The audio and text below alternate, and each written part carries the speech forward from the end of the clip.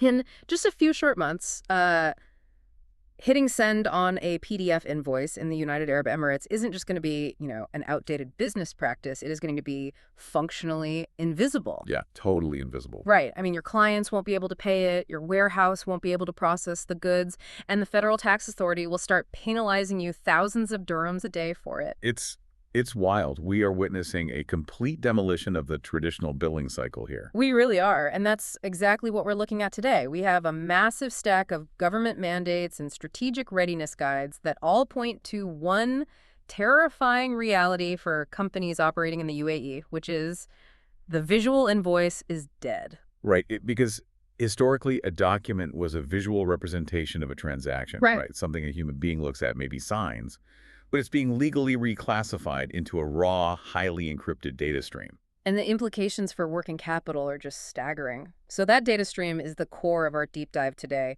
We're looking at the UAE's Mandatory Electronic Invoicing System, or EIS. We're pulling apart the official Ministry of Finance decisions, the Federal Tax Authority's technical manuals, plus some incredibly detailed strategic frameworks from top consulting firms. We've got stuff from KPMG, Grant Thornton, Druva, Horizon Biz, and CLA Emirates. That's a lot of material to get through. It is. But our mission is to map out the technical hurdles, the aggressive deadlines, and how a seemingly routine billing update could actually freeze a company's cash flow overnight. Because, let's remind everyone, today is April 8, 2026. Yep.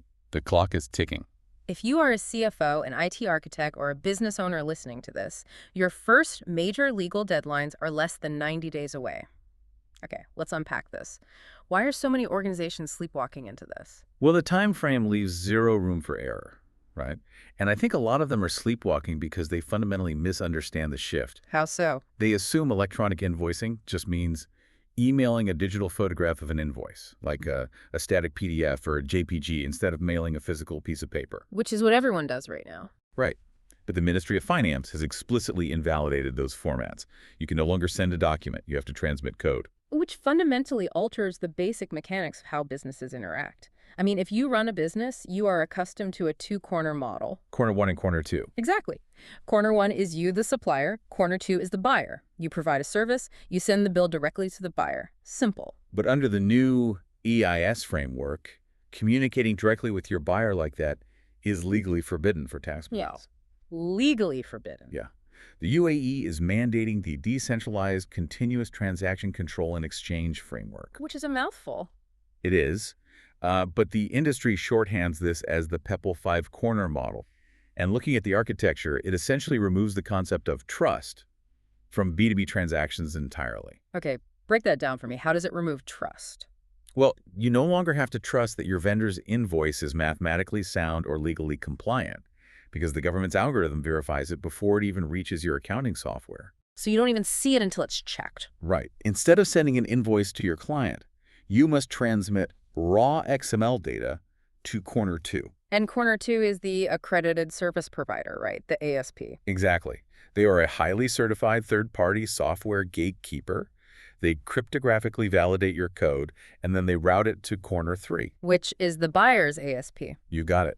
So the transaction basically relies on two software gatekeepers talking to each other, and then the buyer's ASP drops the approved data directly into the buyer's ERP system, which would be Corner 4. Right. But the glaring omission in that sequence is Corner 5. Yes, the government. While these gatekeepers are passing the data back and forth, they are simultaneously stripping out a real-time tax data document and piping it directly to the Federal Tax Authority's central platform.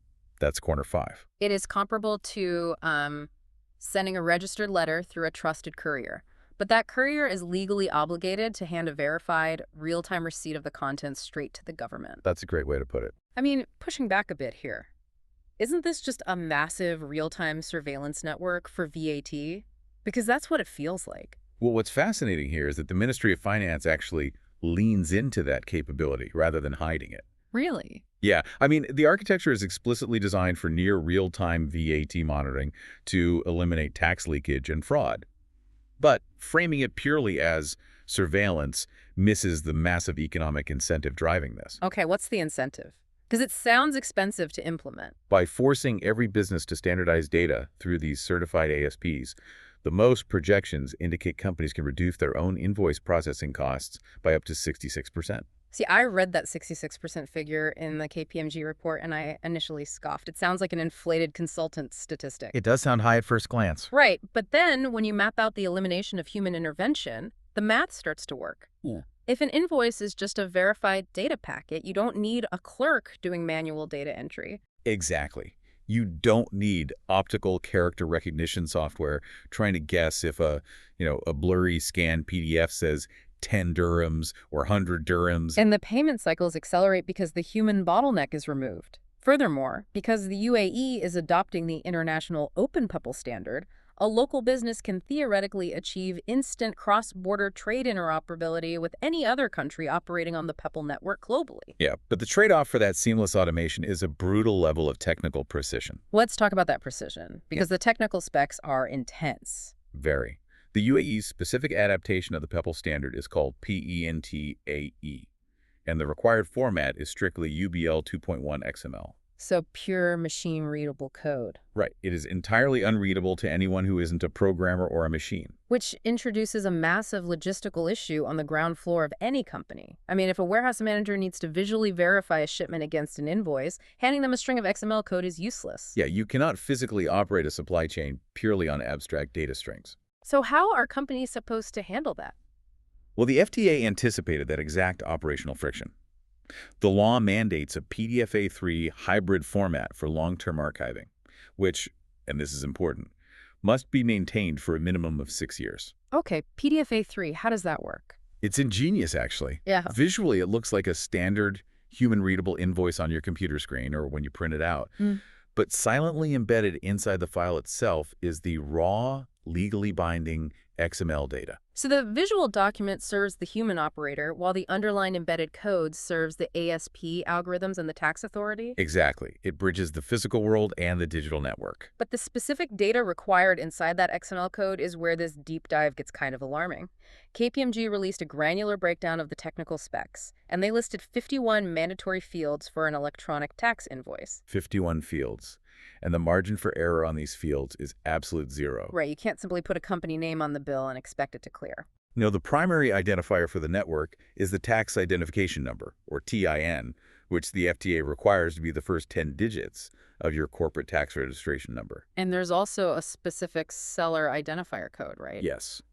Every UAE registered business has to embed the exact code 0235 into their XML schema to identify their regional jurisdiction. And then there's the cryptographic element.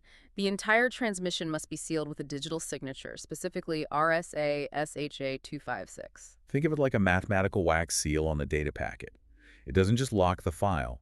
It hashes the contents into a unique string of characters. So someone tampers with it. If a hacker intercepts it, or even if a minor software glitch alters a single decimal point while the invoice is in transit between corner 2 and corner 3, the mathematical seal breaks. Wow, and then what? The central system instantly recognizes the discrepancy and invalidates the entire document. That is incredibly strict. We are also seeing some friction in how businesses should prepare for these technical layers, particularly regarding QR codes. The readiness guides are actually split on how this will roll out. Yeah, there's some debate there. Horizon Biz is sounding the alarm that FTA-mandated QR codes are absolutely critical right now for rapid visual verification by customers and inspectors. Right. But then CLA Emirates takes a more phased approach, noting that QR codes might technically be optional in the very first rollout wave, though they'll undoubtedly become mandatory shortly after. Regardless of the regulatory timeline, building an IT architecture today without including a dynamic QR code generation tool seems incredibly short-sighted to me. I agree, but honestly, omitting a QR code tool would be a minor headache compared to the central trap hidden in this mandate. Okay, what is the central trap? Well, out of those 51 mandatory fields KPMG identified, 16 of them are not even required under current UAE VAT law. Here's where it gets really interesting. This is the realization that should panic anyone listening. If your company's ERP system is currently churning out perfectly compliant UAE VAT invoices today, you are still going to fail the new PINT-AE standard. You're missing 16 crucial pieces of data that the XML schema demands to function. And these aren't trivial things you can just, default to zero. No. We are talking about granular unit of measurement codes that must perfectly match international UNC-FACT standards, specific tax category codes for every single line item rather than just a summary total at the bottom. And exact buyer address schemas link directly to the buyer's TIN. Exactly. This specific data gap is why consulting firms stress that companies cannot treat this as a simple software patch. It requires deep master data alignment. Because an automated network rejects ambiguity. Right. In the old system, if a sales rep typed Dubai, TBD, in a client's address field, a human accountant could ignore it or fix it later. But in the new XML system, TBD breaks the schema. It completely breaks it. The client's address must perfectly match their official FTA registration. If it doesn't, the ASP gatekeeper blocks the invoice before your client ever sees it. And if the ASP blocks the invoice, you do not get paid. Those 16 missing fields transform from an IT problem into an immediate working capital crisis. That's the real threat. And the timeline to fix this master data is what makes this a genuine emergency. Let's look at the implementation phases. The voluntary pilot program launches on July 1st, 2026. That is less than 90 days from today. Less than 90 days. But the pilot is just a sandbox for the early adopters. The real threat is Phase 1, which aggressively targets large enterprises businesses with an annual revenue equal to or exceeding 50 million dirhams. If your company hits that threshold, you must officially appoint an accredited service provider by July 31st, 2026. And that appointment deadline is a hard stop, isn't it? It is a hard stop because you cannot simply hire a freelance developer to build an API to the government platform. You must contract with a vendor from the Ministry of Finance's pre-approved list. How many are on that list right now? Currently, there are roughly 20 certified providers, featuring heavyweights like SAP, Deloitte, Pagero, BDO, and some specialized regional tech firms. So the onboarding bottleneck is going to be incredibly severe when every major corporation in the UAE tries to integrate with these 20 specific providers at the exact same time this summer. It's going to be chaos.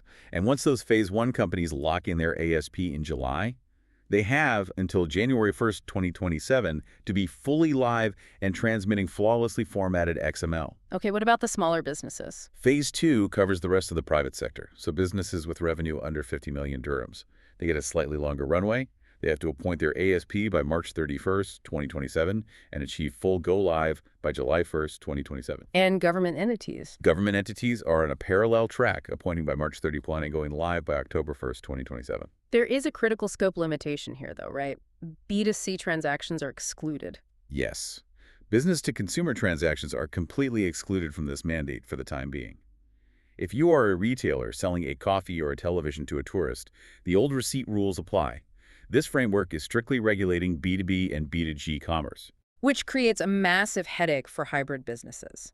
I mean, imagine an electronics retailer. They sell laptops to university students, which is a B2C transaction. Right. But they also supply server racks to local law firms, which is a B2B transaction.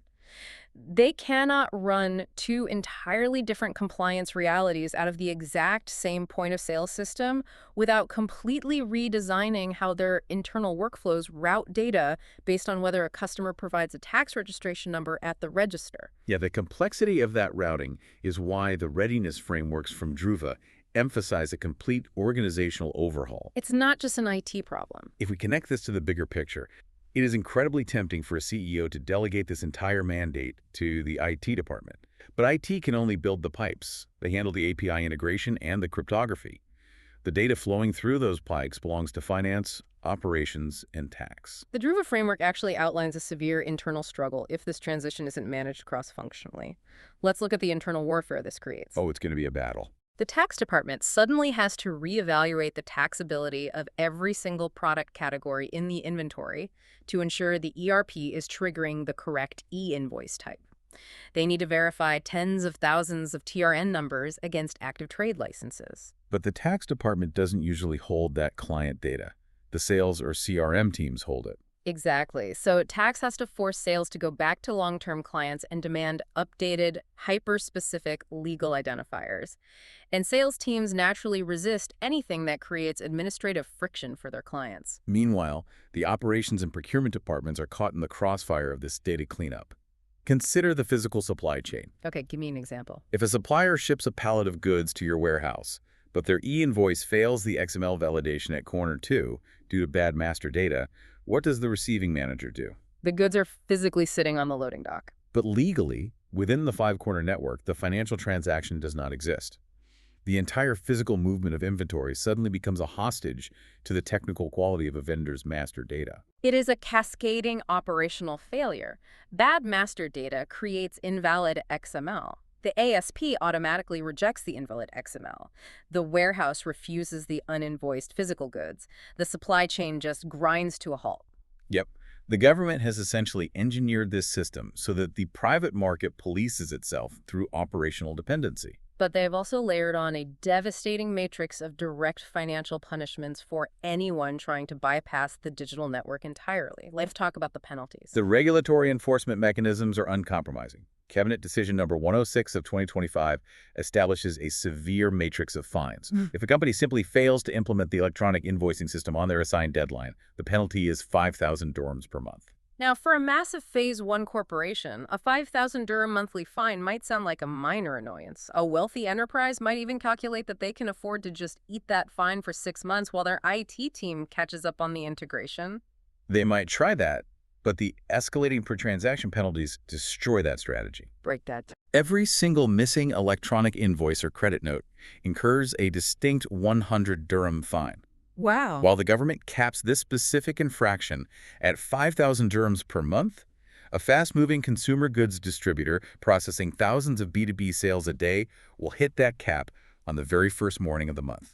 So what does this all mean for the listener's daily cash flow? Because the penalty that really exposes the government's priority is the malfunction clause. Oh, the malfunction fine is brutal. There is a strict fine of 1,000 dirhams per day for failing to report a system malfunction. Per day. If your ASP connection to Corner 5 goes dark, meaning the central platform stops receiving your real-time tax data and you don't instantly notify the FTA, you bleed cash daily. It proves the tax authority views this real-time data stream as critical national infrastructure. You are legally prohibited from turning off the tap. And the foundational VAT laws themselves are shifting to support this new infrastructure. Grant Thornton's analysis points out a major regulatory amendment regarding simplified invoices. Right, the simplified invoices. Historically, if a B2B transaction was valued under 10,000 dirhams, businesses were allowed to use a much lighter, less demanding invoice format with fewer required fields. But that exemption is completely eliminated under the e-invoicing framework. So whether the transaction is 10 dirhams for breakroom coffee supplies or 10 million dirhams for heavy construction equipment, it requires the exact same rigorous 51-field XML e-invoice. The administrative burden for minor, everyday B2B transactions just skyrocketed. Furthermore, zero-rated supplies, like exports to non-UAE businesses, are entirely swept up in the mandate. You cannot bypass the Peppol network simply because the applicable VAT rate happens to be 0. Exactly. And any excess input tax refunds companies wish to claim are now strictly limited to a 5-year window, directly tying corporate tax recovery to this new digital paper trail.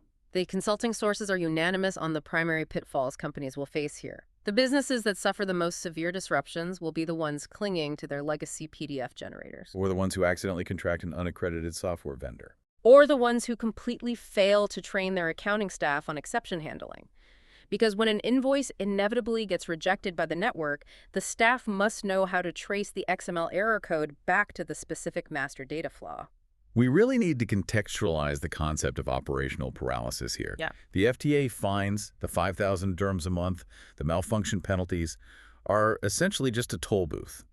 It is a painful fee you pay to the government. But the real penalty is that the highway itself is close to you. That is the most accurate way to visualize the threat. The five-corner model is a closed, mathematically enforced loop.